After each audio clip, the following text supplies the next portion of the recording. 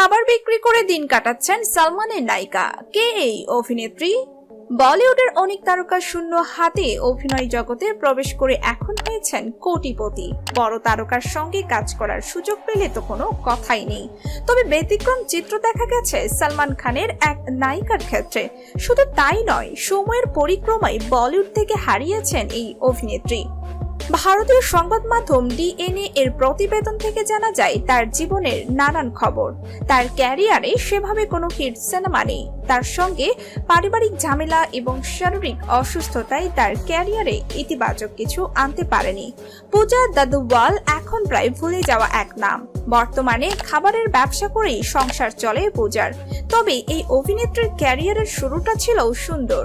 1977 সালের 5ই জানুয়ারি মহারাষ্ট্রের মুম্বাইয়ে জন্ম পূজার। ছোটবেলা থেকে সিনেমা দেখতে ভালোবাসতেন তিনি। ছোট থেকেই অভিনেত্রী হতে চাইতেন তিনি। তাই স্কুল জীবন থেকেই অভিনয়ের প্রশিক্ষণ নিয়েছিলেন তিনি। প্রশিক্ষণ চলাকালে একটি হিন্দি সিনেমাতে অভিনয়ের প্রস্তাব পান তিনি। 1995 সালে মুক্তিপ্রাপ্ত বীরগতি সিনেমাতে সালমান খানের বিপরীতে অভিনয়ের সুযোগ পান পূজা। মাত্র 17 বছর বয়সে বড় পর্দায় পা রাখেন তিনি, কিন্তু বক্স অফিসে মুখ থুবড়ে পড়ে সিনেমাটি।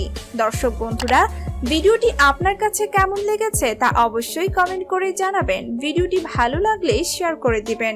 ধন্যবাদ।